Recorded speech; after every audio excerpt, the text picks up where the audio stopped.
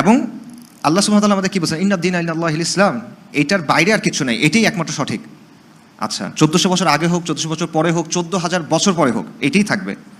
কেউ যদি বিশ্বাস করে যে আল্লাহ আছেন বা স্রষ্টা আছেন, আর কেউ বিশ্বাস করে না আল্লাহ আছে, দুজনের এখানে অবস্থান একরকম হবে না।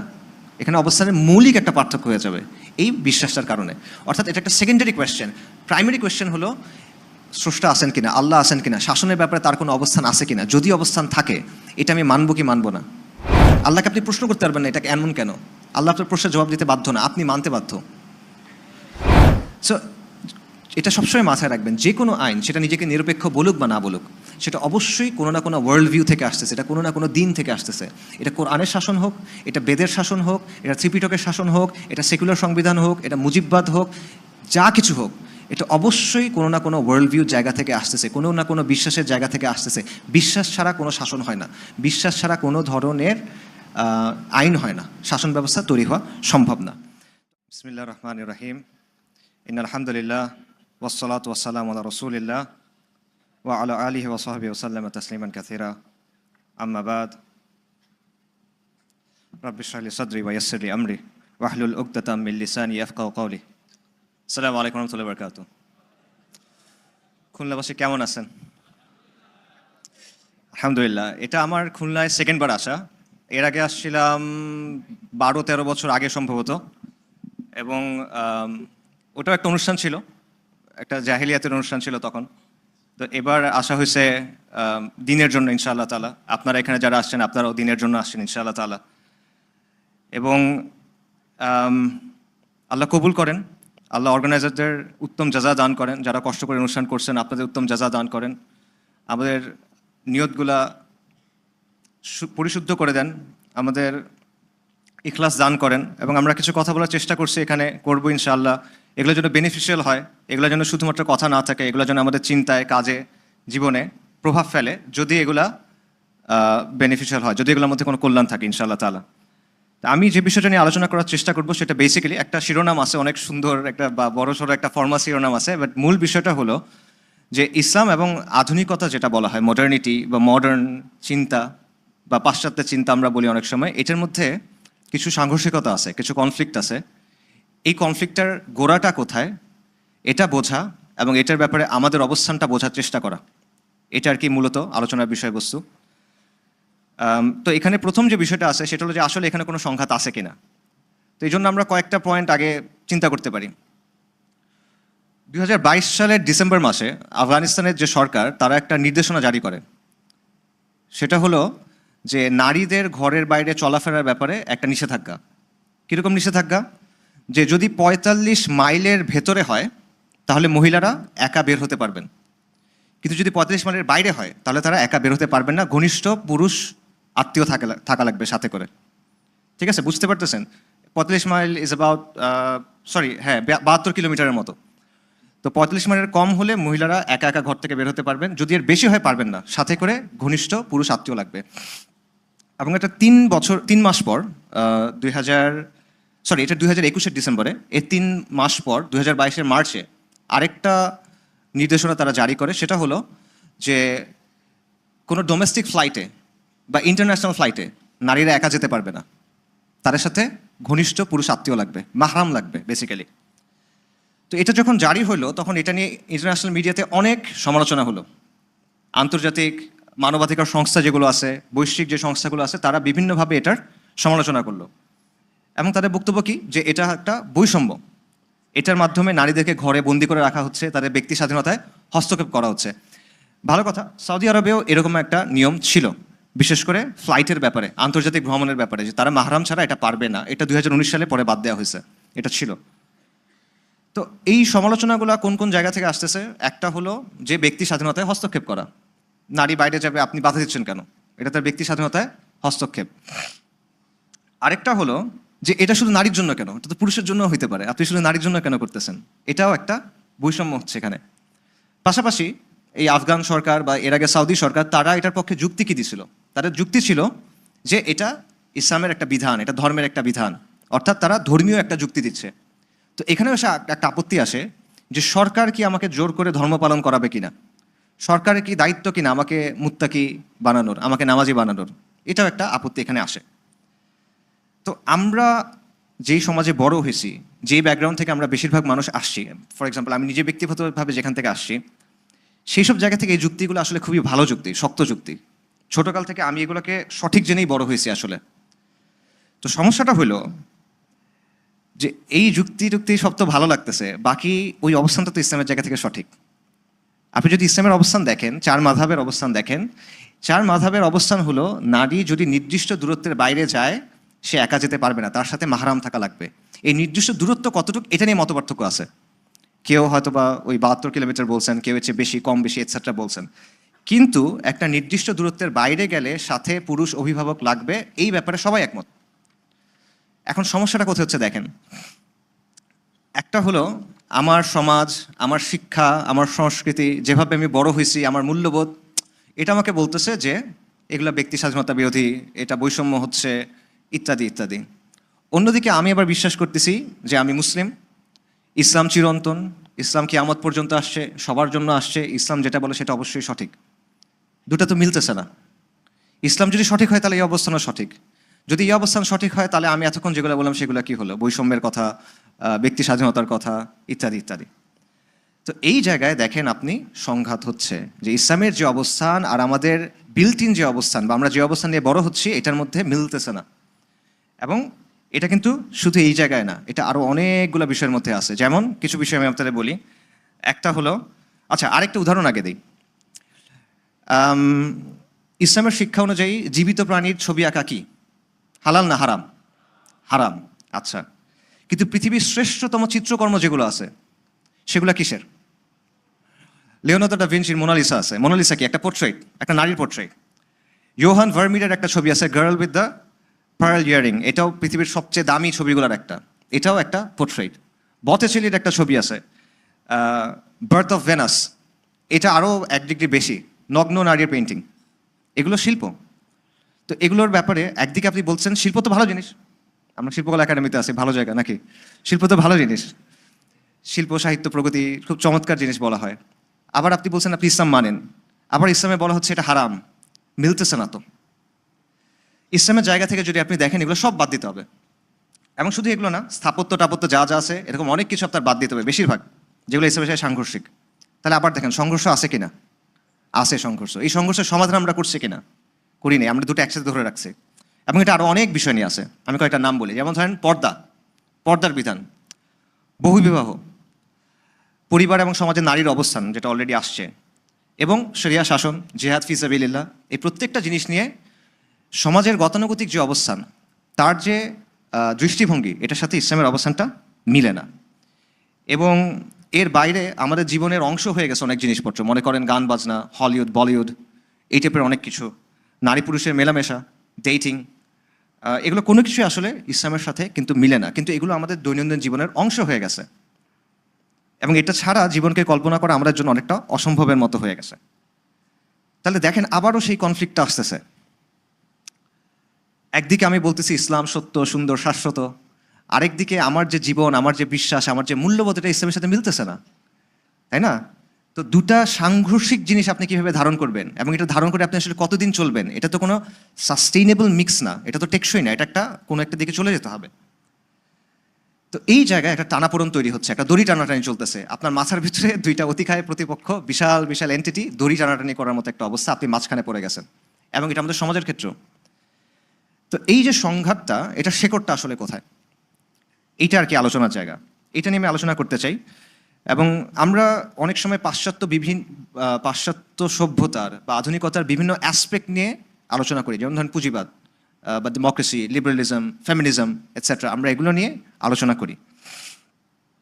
এবং এগুলো নিয়ে আলোচনা করার সময় বা এগুলো হ্যান্ডেল করার সময় আমরা অনেক সময় তালগোল পাকায় ফেলি, একটু সমস্যাও হয়ে যায়। কিন্তু এগুলো আসলে মূলত সিমটম, উপসর্গ, রোগের উপসর্গ, মূল রোগ এগুলো না। মূল রোগটা হলো শেকড়ে একটা সমস্যা রয়ে যাচ্ছে। আপনি একই সাথে ইসলাম ধারণ করতেছেন, আবার আপনি একই সাথে আধুনিকতাকে ধারণ করতেছেন, এবং এই জায়গায় একটা দ্বন্দ্ব আছে। এবং দ্বন্দ্বটা বুঝতে হলে আমাদের একটা কনসেপ্ট বোঝা হেল্পফুল হতে পারে, আমার জন্য হেল্পফুল হয়েছে। সেই কনসেপ্টটা হলো ওয়ার্ল্ড ভিউ। ওয়ার্ল্ড ভিউ এটা একটা মূলত জার্মান কনসেপ্ট বা জার্মান শব্দ, ওয়েলথ অ্যান্ড সাউন্ড, এটা দাঁত ভাঙা একটা শব্দ। এটার অনেক অর্থ আছে। বাংলা অর্থ, ইংরেজিতে এটার অর্থ হয় ওয়ার্ল্ড ভিউ বা ওয়ার্ল্ড ইনটিউশন। বাংলা এটার বিভিন্ন অর্থ আছে, যেমন মনে করেন বিশ্ববিখ্যা, দুনিয়া দর্শন, বিশ্ব দৃষ্টিভঙ্গি, এটসেট্রা এটসেট্রা। আমার কাছে এই অর্থগুলা মানে প্রতিশব্দগুলো খুব একটা কি বলে জুৎসই মনে হয় না। বিশেষ করে আমি যেভাবে চিন্তা করি ওই জায়গায় আমার কাছে জুৎসই মনে হয় না, এটা একটু পরে বলতেছি। সো ওই প্রতিশব্দ বাদ দিয়ে আমরা আসেন কনসেপ্টটা বোঝার চেষ্টা করি। ওয়ার্ল্ড ভিউ বলতে আসলে কি বোঝাচ্ছে? ওয়ার্ল্ড ভিউ হলো যে অস্তিত্বের সামগ্রিক ব্যাখ্যা। আপনার তো অস্তিত্ব আছে, আপনার সামনে একটা পৃথিবী আছে, দুনিয়া আছে, এটার সামগ্রিক যে ব্যাখ্যাটা আপনার মাথার ভেতরে আছে, মনের ভেতরে আছে, চিন্তার মধ্যে আছে, এটা হলো ওয়ার্ল্ড ভিউ। এটা হলো চিন্তার একটা কাঠামো যেটার ভেতর দিয়ে আপনি সব কিছুকে বোঝেন। এটা একটা চশমার মতো, ওই চশমা যেটা দিয়ে আপনি দুনিয়াকে দেখেন, বাস্তবতাকে দেখেন। এবং এটা একটা বুদ্ধিবৃত্তিক আবশ্যকতা, এটা আপনার লাগবেই। কেন লাগবে? দেখেন, অস্তিত্ব বলেন, মহাবিশ্ব বলেন, স্রষ্টা বলেন, সৃষ্টি বলেন, মানব জীবনের পারপাস কী, মানব জীবনের উদ্দেশ্য কী, সমাজ কিভাবে চলবে, শাসন কিভাবে চলবে, মোরালিটি কিভাবে হবে, এটা মানদণ্ড কী হবে, ভালো মন্দের মানদণ্ড কী হবে, এগুলোর মধ্যে পারস্পরিক সম্পর্ক কী হবে, এই প্রশ্নগুলো নিয়ে কিন্তু আপনার চিন্তা করতেই হবে। আপনি হয়তোবা খাতা কলম নিয়ে বাসায় বসে চিন্তা করতে বসবেন না, কিন্তু এই চিন্তাটা আপনার করতে হবে, সব সমাজকে করতে হবে, সব রাষ্ট্রকে করতে হবে, জনগোষ্ঠীকে করতে হবে, নইলে আপনি আগাতে পারবেন না। এই চিন্তাটা আপনার করতে হবে। সো এই জিনিসগুলো নিয়েই আলটিমেটলি ওয়ার্ল্ড ভিউ গঠিত হয়। এবং মানুষ কিন্তু সহজাতভাবে অর্থ খোঁজে। মানুষ প্যাটার্ন সিকিং একটা অ্যানিমেল, সে প্যাটার্ন খোঁজে সব কিছুর মধ্যে। সো অর্থ ছাড়া সে কিন্তু বাঁচতে পারে না, তার অর্থ যেখানে নাই সে অর্থ তৈরি করে নেয় সেখানে। ঠিক আছে? তো এইসব যে প্রশ্নগুলো, এই মৌলিক প্রশ্নগুলোর কোনো না কোনো উত্তর কিন্তু তাকে বের করে নিতে হয়। এবং এই উত্তরগুলোর ভিত্তিতে সে অন্য সবার সাথে এবং দুনিয়ার সাথে তার যে সম্পর্ক সেটাকে বোঝে। ঠিক আছে? তো এই জন্য এটা একটা বুদ্ধিবৃত্তিক আবশ্যকতা। আরেকটাভাবে চিন্তা করতে পারেন, ওয়ার্ল্ড ভিউ হলো আপনার চিন্তার ভাষা। ঠিক আছে? ভাষা কাজ করে ব্যাকরণের নিয়মের ভেতরে, এর বাইরে কিন্তু ভাষা কাজ করে না। তা আপনার চিন্তাও কাজ করে ওয়ার্ল্ড ভিউর যে সীমানা আছে সেটার ভেতর দিয়ে। ঠিক আছে? এর ভেতর দিয়ে এটা কাজ করে। এবং প্রত্যেকের যেমন একটা নিজস্ব ভাষা আছে, এরকম প্রত্যেকের একটা নিজস্ব ওয়ার্ল্ড ভিউ আছে। সো আলটিমেটলি সব সমাজ, সংস্কৃতি, সভ্যতা সবার কোনো না কোনো ওয়ার্ল্ড ভিউ আছে। এটাকে হয়তো বা এই গাল ভরা শব্দটা দিয়ে কেউ চেনে না, অন্য কোনোভাবে চেনে, অথবা ওইভাবে চিন্তাও করে না, বাট আলটিমেটলি এটা সবার মধ্যেই আছে। ওয়ার্ল্ড ভিউকে বোঝার জন্য আরেকটা ওয়ার্ড ইউজ করা যায়, সেটা হলো দিন। মক্কার কুরাইশদের কথা চিন্তা করেন।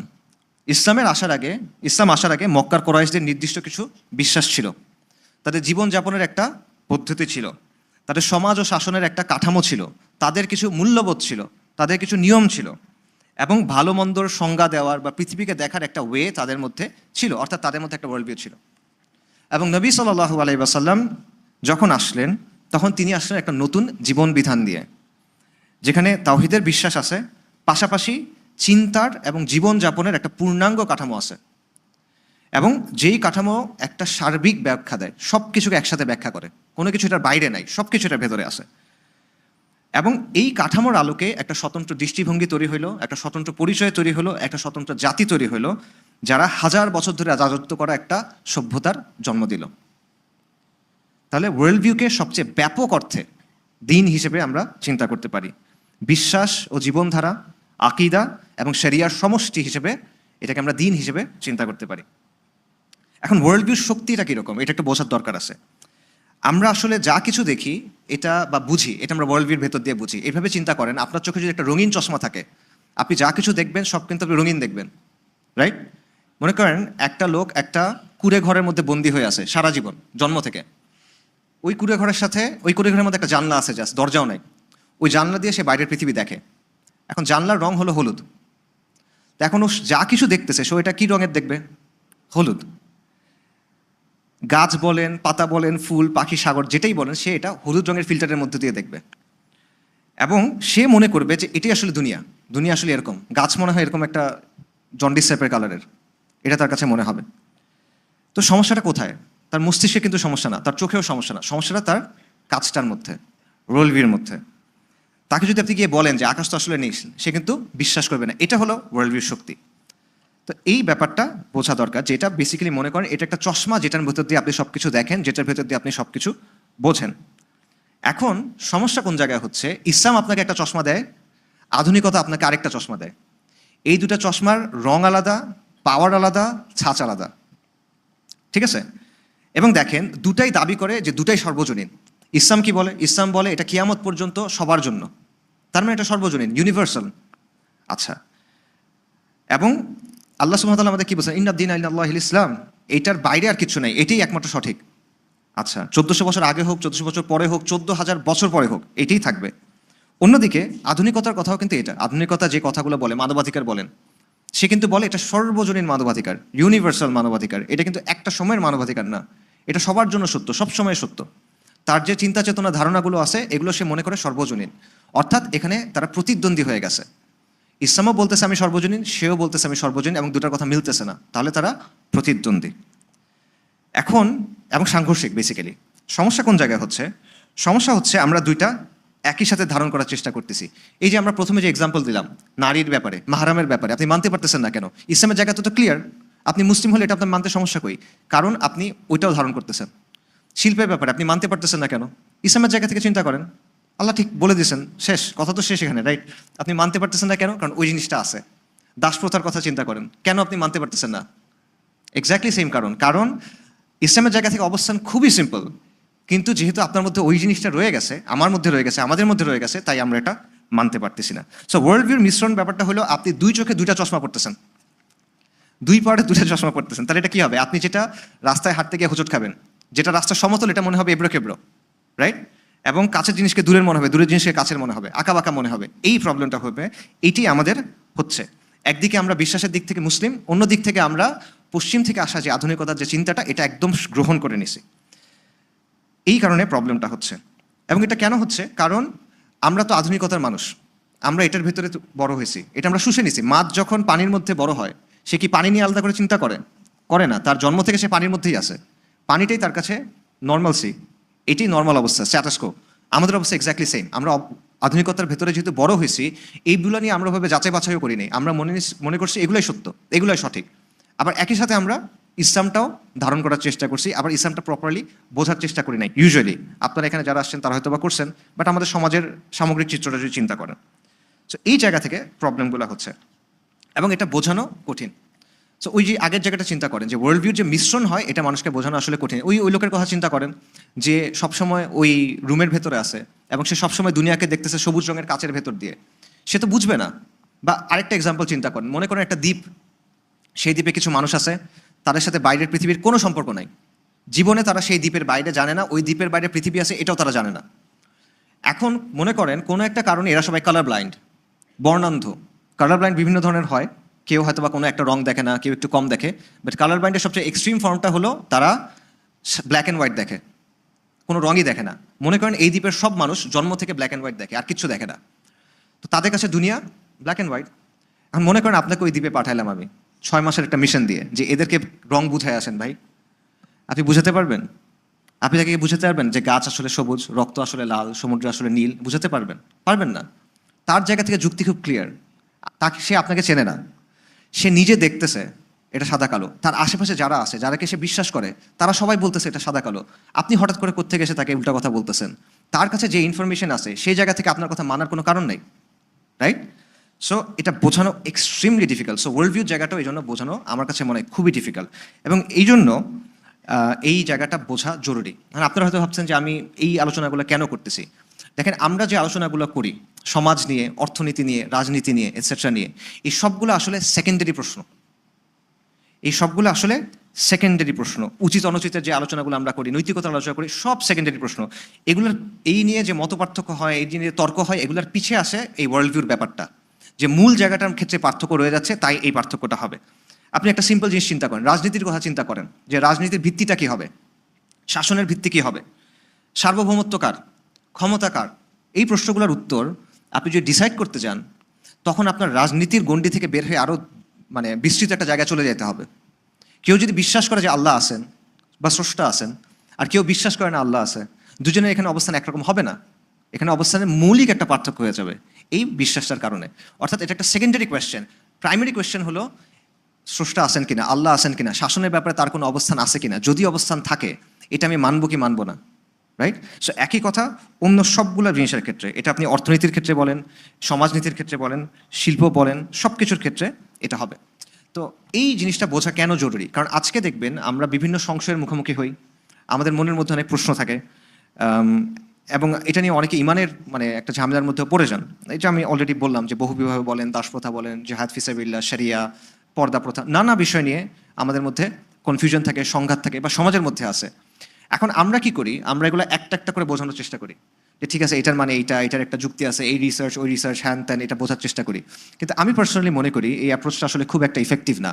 কারণ এই প্রশ্নের শেষ নাই, এই প্রশ্ন আসতেই থাকবে, আপনি কয়টা বুঝাবেন তাকে?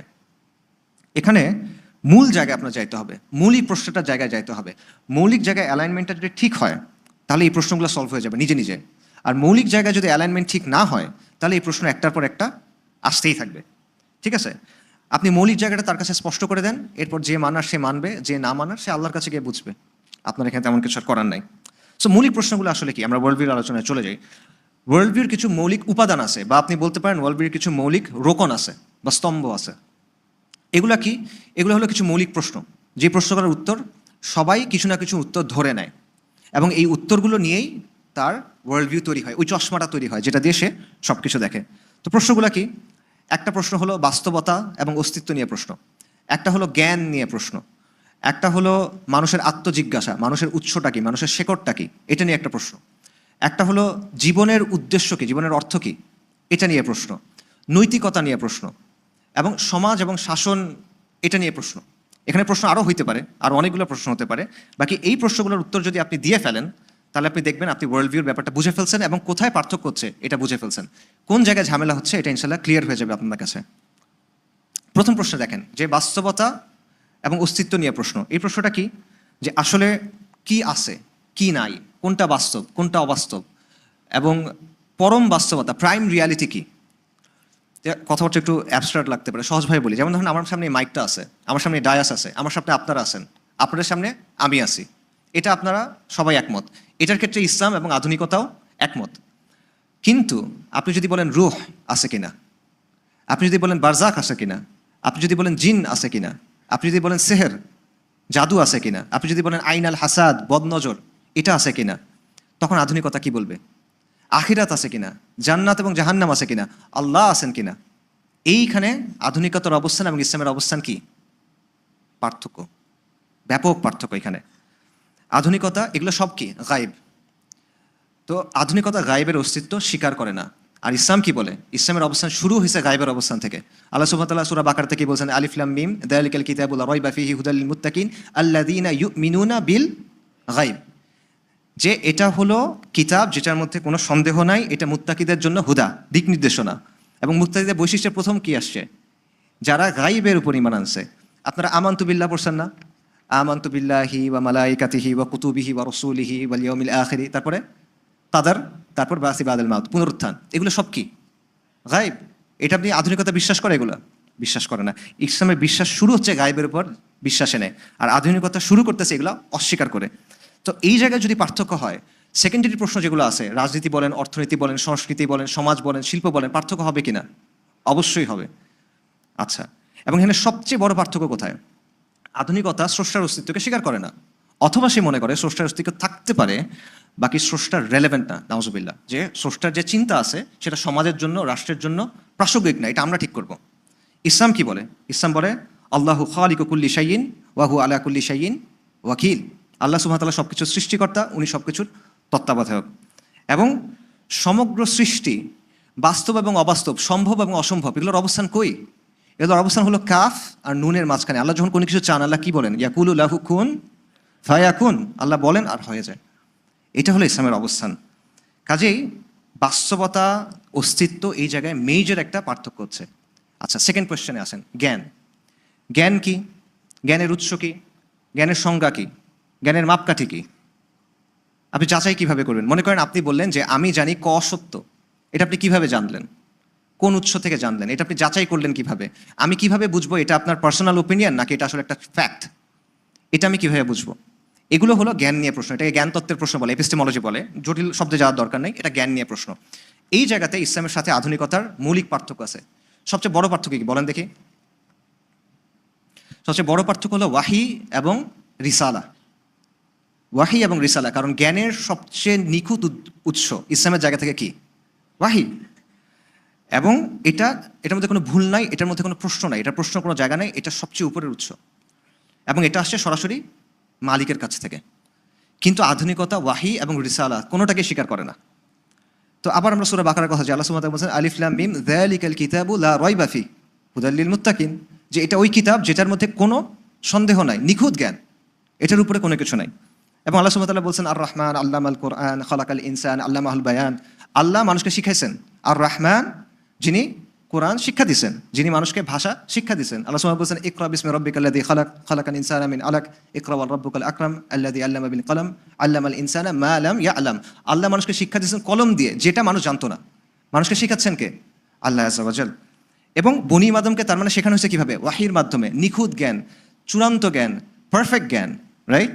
আচ্ছা, এবং এটার উপরে আর কোনো জ্ঞান যেতে পারবে না। কেন পারবে না? কারণ সৃষ্টি অনেক কিছু বোঝে না যেটা খালেক বুঝেন। আল্লাহ সুবহানাহু ওয়া তাআলা কি বলছেন? ক্বালা ইন্নী আ'লামু মা লা তা'লামুন, আমি জানি তোমরা জানো না। আচ্ছা, সো এটা হলো ওয়াহি। এরপর আছে রিসালাতের কথা। ওয়াহি আল্লাহকে ডিরেক্ট নাজিল করছেন, পাহাড়ের উপর নাজিল করছেন, সমুদ্রের উপর নাজিল করছেন। কার উপর নাজিল করছেন? রিজালের উপরে, নবীদের উপরে, আম্বিয়ায়ে কেরামের উপর আলাইহিমুস সালাতু ওয়াস সালাম। এবং তারা এসে আমাদেরকে ওয়াহি বুঝাই দিয়ে গেছেন। তারা এসে আমাদের সামনে ওয়াহির দৃষ্টান্ত স্থাপন করে গেছেন যে কীভাবে পালন করতে হবে। এবং আল্লাহ সুবহানাহু ওয়া তাআলা বলছেন ওয়ালাকাদ বাআসনা ফি কুল্লি উম্মাতির রাসূলান আন ইয়াবুদুল্লাহ ওয়াজতানিবুত তাগুত, প্রত্যেক উম্মার কাছে রাসূল পাঠানো হয়েছে এবং তাদের প্রধান শিক্ষা কি ছিল? কুফর বিত তাগুত ওয়া ঈমান বিল্লাহ, মিথ্যা এলাকে অস্বীকার করো, এক আল্লাহর ইবাদত করো। তাহলে এই জায়গাটাতেও আধুনিকতার অবস্থান কি? সে মানে এটা? মানে না। সে রিসালাত মানে না, ওয়াহি মানে না, রিসালাত মানে না। এবং দুটা কানেক্টেড, রিসালাত মানলে ওয়াহি মানতে হবে, ওয়াহি মানলে রিসালাত মানতে হবে, সে মানে না। আচ্ছা, ইসলামী জ্ঞানের আরেকটা ইম্পর্টেন্ট জায়গা আছে, সেটা হলো রিবায়া, বর্ণনা। বর্ণনার মাধ্যমেই, সিলসিলার মাধ্যমে, চেইন অফ ট্রান্সমিশন বেসিক্যালি, এটার মাধ্যমে কোরআন আপনার কাছে আসছে, এটার মাধ্যমে হাদিস আপনার কাছে আসছে, এটার মাধ্যমে খায়রুল কুরুন, সাহাবায়ে কেরাম, তাবে তাবিঈন, তাদের যে বুঝটা সেটা আপনার কাছে আসছে। ইলমের সিলসিলা এটার মাধ্যমে আপনার কাছে আসছে, আসারগুলা এভাবে আপনার কাছে আসছে, রাইট? এবং এটার উপর ভিত্তি করে আমাদের ইসলামী জ্ঞানের অনেক সমৃদ্ধ ধারা গড়ে উঠছে, যে বর্ণনাকারীদের বর্ণনা যাচাই করা, বর্ণনাকারীদের নিজেদের অবস্থা যাচাই করা, লাইক উলুমুল হাদিসের বিভিন্ন অংশ এটার মাধ্যমে গড়ে উঠছে। আধুনিকতা কি এটা স্বীকার করে? স্বীকার করে না। মৌলিক পার্থক্য হচ্ছে দেখেন। এবং এই জায়গা থেকে আধুনিকতা কি বলে? আধুনিকতা বলে জ্ঞানের উদ্দেশ্য হলো সেন্স পারসেপশন, পঞ্চ ইন্দ্রিয় থেকে পাওয়া তথ্য। তারপর তারা বলে জ্ঞানের উৎস হলো আকল, ইন্টেলেক্ট, র্যাশনালিটি। এবং জ্ঞানের একটা উৎস হলো মানুষের বানানো তত্ত্ব। প্রথম দুইটা আমরাও স্বীকার করি। সেন্স পারসেপশন, চোখে দেখতেছি, কানে শুনতেছি, স্মেল নিচ্ছি, টাচ নিচ্ছি, এগুলো আমরা স্বীকার করি, এর মাধ্যমে জ্ঞান পাওয়া সম্ভব। আকল, বিজ্ঞান, এটার মাধ্যমে জ্ঞান পাওয়া সম্ভব, আমরা স্বীকার করি। তবে এই জ্ঞানটা কিছু প্রবলেম আছে বা কিছু লিমিটেশন আছে, প্রবলেম না, লিমিটেশন আছে। এটা সীমিত, এটা পরিবর্তনশীল, এটা পরিবর্তন হয়। একসময় মহাবিশ্বকে ব্যাখ্যা করা হতো স্টেডি স্টেট মডেল দিয়ে, এখন বিগ ব্যাং মডেল দিয়ে ব্যাখ্যা করা হচ্ছে। একসময় ফিজিক্সের অনেক অবস্থান ছিল যেগুলোকে অপরিবর্তনীয় মনে করা হতো। কোয়ান্টাম মেকানিক্স আসলো, কোয়ান্টাম ফিজিক্স আসলো, তখন এটা চেঞ্জ হয়ে যাচ্ছে। সো বিজ্ঞানের অবস্থা ক্রম পরিবর্তনশীল এবং এটা বারবার বদলায়। কাজেই একটা সময় এটা সত্য বলে গৃহীত হয়, পরে এটা পরিবর্তন হয়। কাজেই এটাকে আপনি জ্ঞানের উৎস হিসেবে নেবেন, অবশ্যই আমরা বিজ্ঞানকে অস্বীকার করবো না, কিন্তু এটা জ্ঞানের চূড়ান্ত উৎস না। জ্ঞানের চূড়ান্ত উৎস কি? ওয়াহি। আচ্ছা, তাছাড়া আরেকটা বড় বিষয় চিন্তা করেন, মানুষের যে বিচার বুদ্ধি, মানুষের আকল, মানুষের ইন্টেলেক্ট, এটা কিন্তু নিরপেক্ষ না। মানুষের ইন্টেলেক্ট প্রভাবিত হয় কি দিয়ে? প্রভাবিত হয় ওই যে ওয়ার্ল্ড ভিউ দিয়ে প্রভাবিত হয়। সো আপনি যে তত্ত্ব বানাচ্ছেন সেই তত্ত্ব সঠিক হইতে পারে, ভুল হইতে পারে। এবং বর্তমানে সামাজিক বিজ্ঞানে যেসব তত্ত্ব আছে এগুলোর অনেকগুলোই আসলে সঠিক না। যেমন ধরেন ছেলে মেয়ে হইতে পারে, মেয়ে ছেলে হইতে পারে, এই টাইপের যেগুলো, এগুলো কোথেকে আসতেছে? সোশ্যাল সায়েন্সের বিভিন্ন তত্ত্ব থেকে আসতেছে।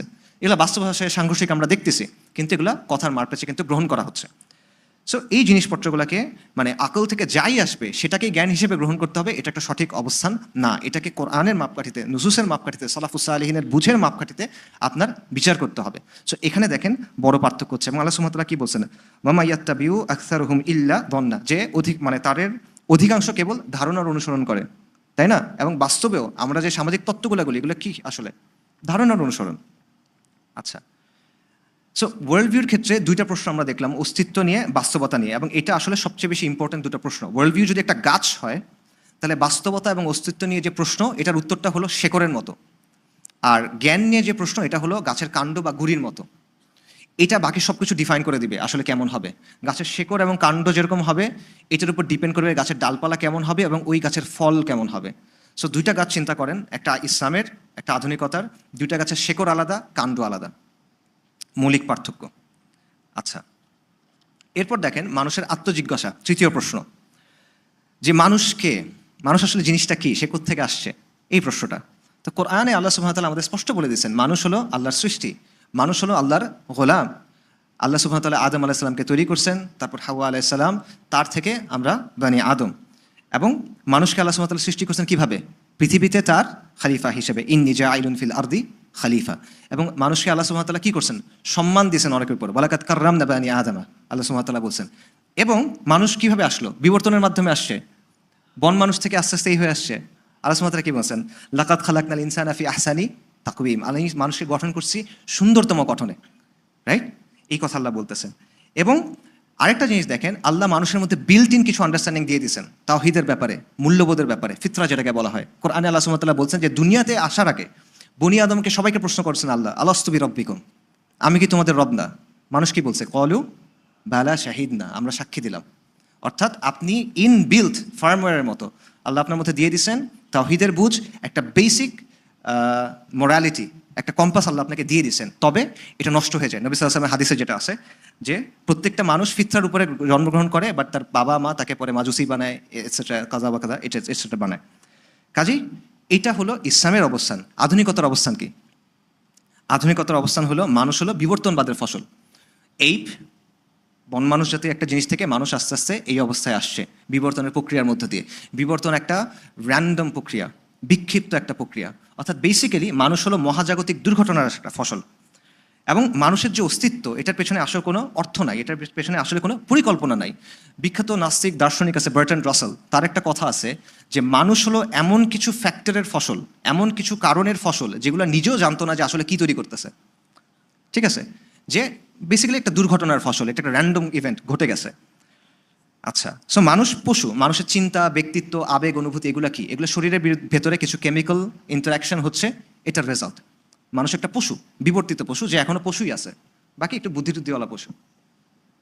আচ্ছা, সো পাশাপাশি মানুষ স্বাধীন, তার নিজের পরিচয়, তার সমাজ, তার শাসন কিভাবে হবে এটা সে নিজে ঠিক করে নিতে পারবে। মানুষ সার্বভৌম এই জায়গাতে। আর ইসলাম বলতেছে মানুষ গোলাম আল্লাহর। দেখেন আবারও মৌলিক পার্থক্য। আরেকটা প্রশ্নে আমরা যাই, সেটা হলো জীবনের উদ্দেশ্য কি? পারপাস অফ লাইফ, গুরুত্বপূর্ণ প্রশ্ন।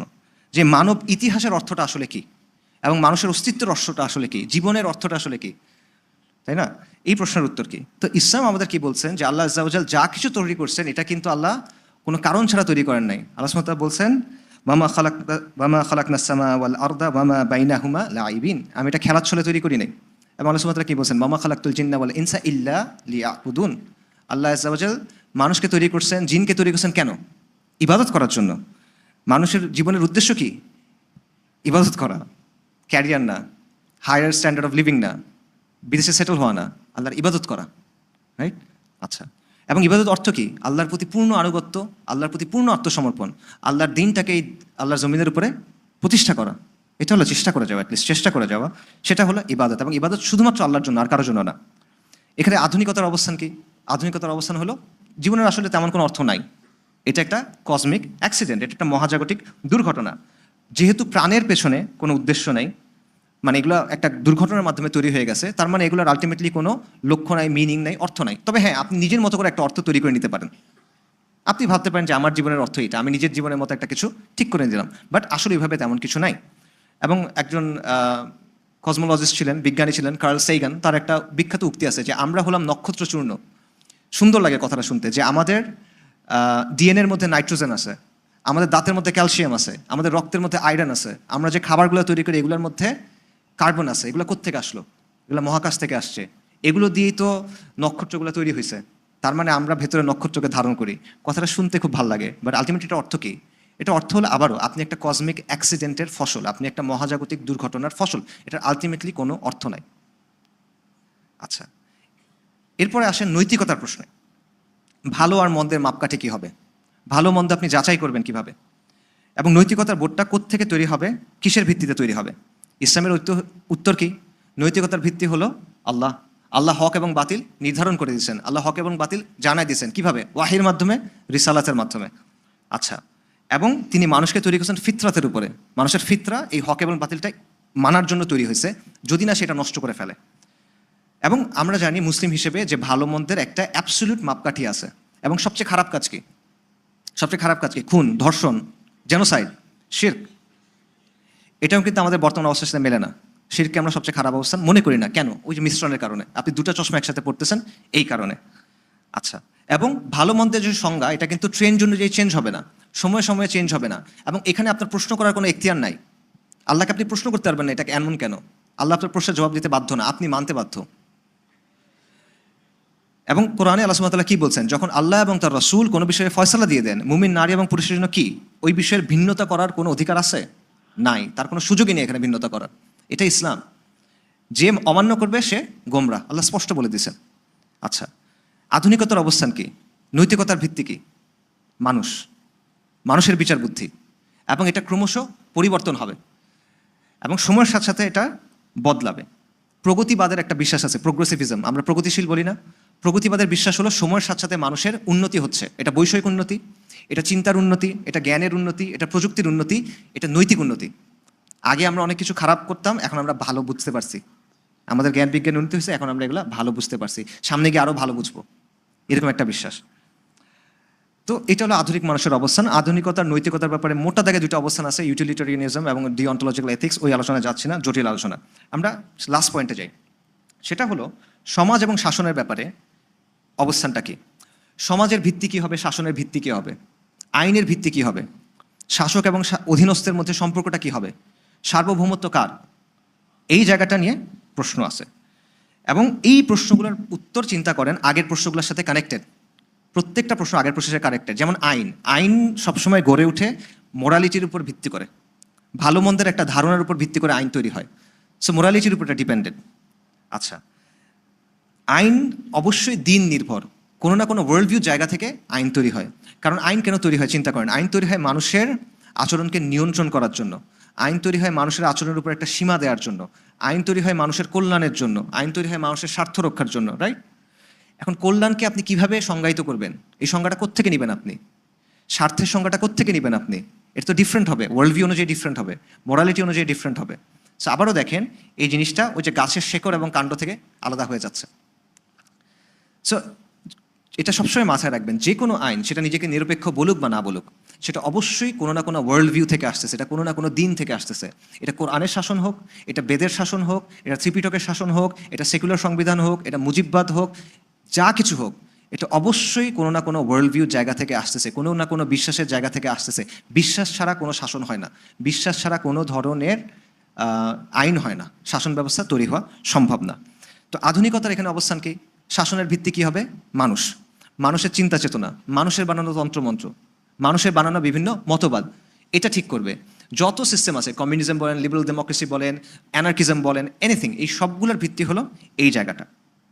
আর ইসলামের জায়গা থেকে বিধানদাতাকে আল্লাহ, সার্বভৌমকে আল্লাহ, শাসনের ভিত্তিকে ইসলামের শরিয়া, আল্লাহ আল হাকিম ওয়াল হাকাম। এবং সমাজ ও শাসন কিভাবে চলবে এটার কর্তৃত্ব একমাত্র আল্লাহর, এটা আল্লাহ সুবহানাহু ওয়া তাআলা আর কারোর সাথে শেয়ার করেন নাই। ইনিল হুকমু ইল্লা লিল্লাহ আফা হুকমুল জাহিলিয়াতি ইয়াবগুন ওয়া মান আহসানু মিনাল্লাহি হুকমান লিকাউমিন ইউকিনুন। যে তুমি কি তোমরা কি, তবে কি তারা জাহিলিয়াতের শাসন কামনা করে? মানে আল্লাহ ছাড়া মুমিন কওমের জন্য শাসন দেওয়ার জন্য কে শ্রেষ্ঠ? প্রশ্নটা আল্লাহ বারবার করছেন। ইনিল হুকমু ইল্লা লিল্লাহ, বিধান একমাত্র আল্লাহর, এবং এর সাথে আল্লাহ আনুগত্যের প্রশ্ন নিয়ে আসতেছেন বারবার। আল্লাহ সুবহানাহু ওয়া তাআলা বলছেন যে মানুষ ততক্ষণ পর্যন্ত মুমিন হবে না যতক্ষণ পর্যন্ত তাদের মধ্যে যে বিবাদ, তাদের মধ্যে যে দ্বন্দ্ব, এটা মীমাংসা করার জন্য কার কাছে যাবে? রাসূলের কাছে যাবে। এবং আল্লাহ এটা শুরু করছেন ফালা ওয়া রাব্বিকা, আল্লাহর কসম করে আল্লাহ বলতেছেন, আল্লাহ তার নিজের কসম করে বলছে যে তুমি মুমিনই হইতে পারবে না এটা ছাড়া। অসংখ্য আয়াত কোরআনের। আচ্ছা, সো এখানেও দেখেন তীব্র বৈপরীত্য।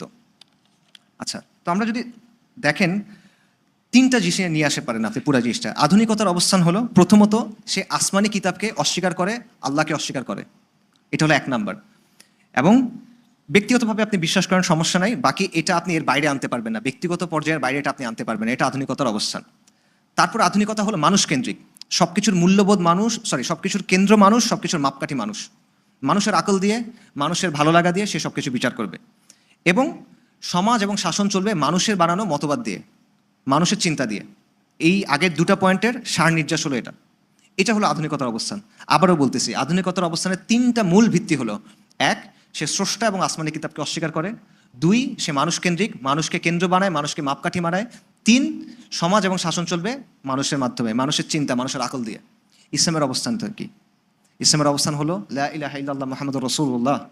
ইসলামের অবস্থান হলো কুফর বিত তাগুত ওয়া ঈমান বিল্লাহ। ইসলামের অবস্থান হলো রিসালাত, ইসলামের অবস্থান হলো ওয়াহি। এবং এখানে সব কিছু চলে আসে। এটা চাইলে আপনি এখন 2 দিন ধরে ব্যাখ্যা করতে পারেন, এটা চাইলে আপনি 1 লাইনের মধ্যে বুঝতে পারেন। আচ্ছা, সো এই দুইটা অবস্থান সাংঘর্ষিক। ইসলামের কেন্দ্রে আল্লাহ, আধুনিকতার কেন্দ্রে মানুষ, মানুষের আকল। সো এই কারণে আমাদের মধ্যে যে সংশয় সংঘর্ষ তৈরি হয়, যে প্রবলেমগুলো আমরা ফেস করি, এটার কারণটা হলো এই সংঘাতগুলো না বোঝা, এই সংঘাতগুলো গোড়া থেকে ঠিক না করা। এই কারণে এই প্রবলেমগুলো হচ্ছে। এই পুরো জিনিসটা আমরা আরেকটা জিনিস দিয়ে বুঝাই, সেটা হলো প্রমিথিউস এবং খিলাফা বা খালিফা। গ্রিক দর্শনে প্রমিথিউস নামে একটা ক্যারেক্টার আছে।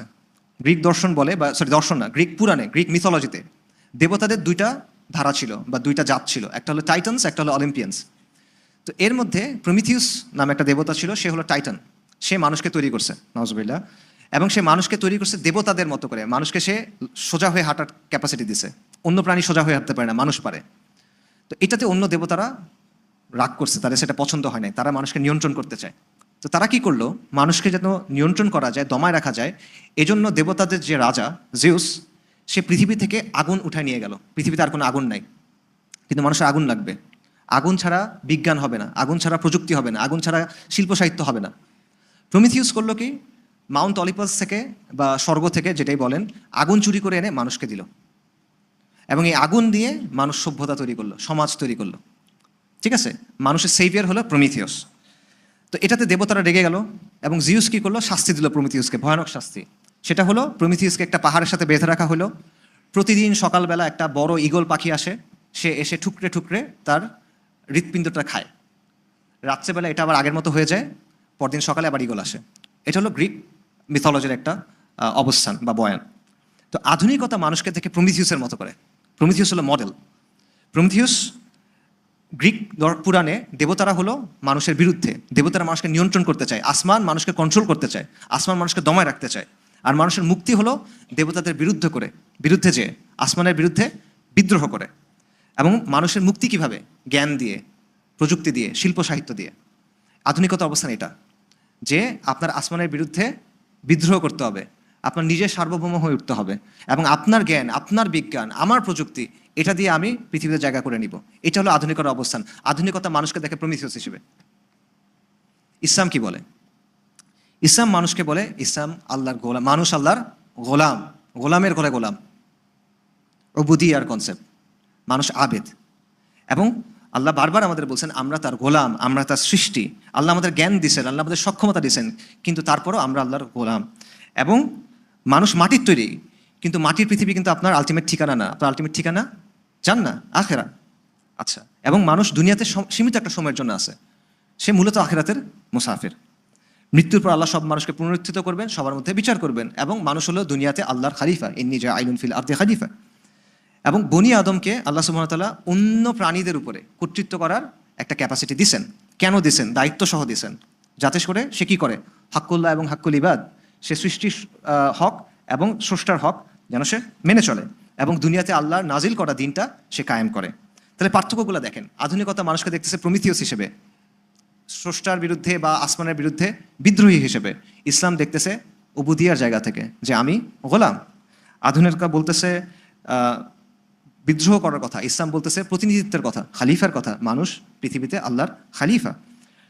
আধুনিকতা বলতেছে যে আসমানের বিরুদ্ধে বিদ্রোহ করলেই তুমি সফল হতে পারবা, ধর্মের শাসন থেকে বের হতে পারলে তুমি সফল হতে পারবা। ইসলাম বলছে তুমি সফল হবা তাওহীদ এবং তাকওয়ার মাধ্যমে।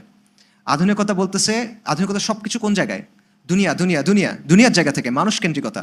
ইসলাম বলতেছে তাওহীদ, ইসলাম বলছে আখিরা তোমার মূল জায়গা, ওয়ামাল হায়াতুদ দুনিয়া ইল্লা মাতাউল গুরুর। আচ্ছা, এবং আধুনিকতা বলছে সবকিছুর মাপকাঠি মানুষের আকল, মানুষের বিবেক। ইসলাম বলছে সবকিছুর মাপকাঠি আল্লাহ, আল্লাহর ওয়াহি, আল্লাহ রসুলের শিক্ষা, আল্লাহর আম্বিয়া কেরামদের শিক্ষা। কাজেই মৌলিক পার্থক্য হচ্ছে, এবং আমি জাস্ট আপনাদের এক্সাম্পল দিয়ে শেষ করি যে এই পার্থক্যগুলো কীভাবে আপনার জীবনে আপনি দেখছেন। আপনারা শুনছেন না, মাই বডি মাই চয়েস, নারীবাদীরা বলে আমার শরীর আমার সিদ্ধান্ত, গর্ভপাতের ক্ষেত্রে তারা এটা বলে, পোশাকের ক্ষেত্রে বলে। আধুনিকতার জায়গা থেকে কথাটা সঠিক, শরীর তার, সিদ্ধান্ত তার। ইসলামের জায়গা থেকে কথাটা 100% ভুল, কারণ শরীর তার না, এই শরীরের মালিক কে? আল্লাহ। এই শরীর মালিক আল্লাহ, আপনার এটার জন্য কিছুদিন আপনার কাছে আছে। সম্পদের মতো, সম্পদের মালিক আলটিমেটলি কে? আল্লাহ। এটা কিছুদিন আল্লাহ আপনাকে রাখতে দিয়েছেন, এবং এই জন্য শর্ত আছে। শর্ত কি? আপনার সাদাকা করতে হবে, আপনার জাকাত দিতে হবে, আপনি এটা হারামভাবে ইউজ করতে পারবেন না, যদি করেন এটার জন্য শাস্তি আছে। সেম কথা শরীরের জন্য। আপনি শরীর যেভাবে ইচ্ছা ইউজ করতে পারবেন না, যে কোনো কিছু শরীরের মধ্যে দিতে পারবেন না, যে কারোর সাথে শরীর ভাগাভাগি করতে পারবেন না। আপনার নিয়ম আছে, ওই নিয়ম আপনার মানতে হবে, কারণ আপনি এটার মালিক না। আরেকটা এক্সাম্পল দেখেন ইকোনমিক্স থেকে। অর্থনীতিতে একটা ধারণা আছে, এটার নাম হলো স্কারসিটি, অভাব। অভাব না, মানে স্কারসিটি অর্থ হলো এটা যে মানুষের চাহিদা বা প্রয়োজন অসীম, মানুষের প্রয়োজন অসীম, কিন্তু প্রয়োজন মেটানো যে সামগ্রী এটা সীমিত। তো এইটা কেমনে আপনি সলভ করবেন? একটা জিনিস অসীম, এটা সীমিত জিনিস দিয়ে সলভ করতে হবে। এটাই মূলত অর্থনীতির কাজ। এবং অর্থনীতির যেটা 3টা মূল প্রশ্ন আছে, যে কি উৎপাদন করা হবে, কিভাবে উৎপাদন করা হবে, কার জন্য উৎপাদন করা হবে, এটার সম্পর্কটা স্কারসিটির সাথে। ইসলাম কিন্তু এই জায়গাতে একমত না।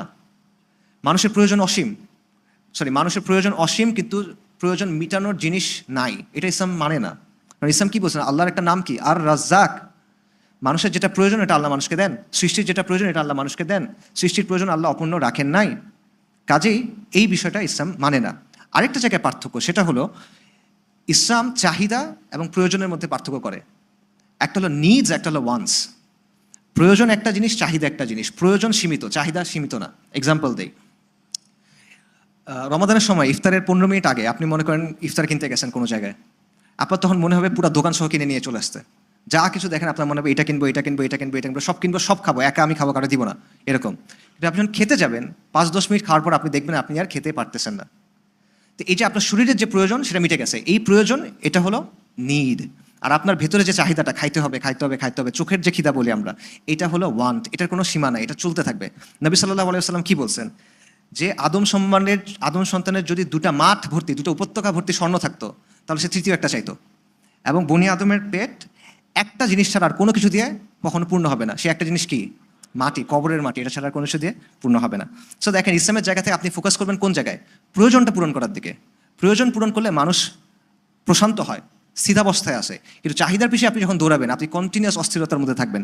আরও লাগবে, আরও লাগবে, আরও লাগবে, ইয়া নাফসি, ইয়া নাফসি, ইয়া নাফসি, নাফসানিয়াত। এ থেকে আপনি বেরোতে পারবেন না। তাহলে দেখেন, জাস্ট ওই ছোট ছোট বিষয়গুলো, মৌলিক প্রশ্নগুলো, ওগুলোর কারণে কিন্তু এই পার্থক্যগুলো হচ্ছে অর্থনীতির ক্ষেত্রে, রাজনীতির ক্ষেত্রে, সব কিছু ক্ষেত্রে, মাই বডি মাই চয়েস, সব কিছুর ক্ষেত্রে। এখানে চাইলে মানবাধিকার নিয়ে বড় আলোচনা করা যায়, এটা আর করলাম না, সময় নাই। এটা হয়। সো আমি শেষ করি।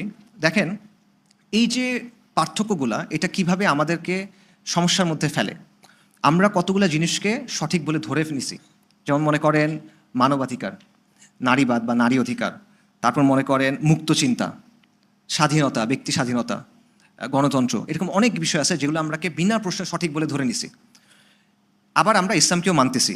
তো যখন আমরা দেখতেছি কেউ এসে প্রশ্ন করে যে আসলে ইসলামের মধ্যে কি এগুলো আছে, ইসলামের সাথে কি এগুলো কি মিলে, তখন প্রশ্ন কি হবে? হ্যাঁ অথবা না। এখন যেহেতু আপনি এগুলোকে সঠিক বলে ধরে নিছেন, যদি না উত্তর দেন তখন কি হয়?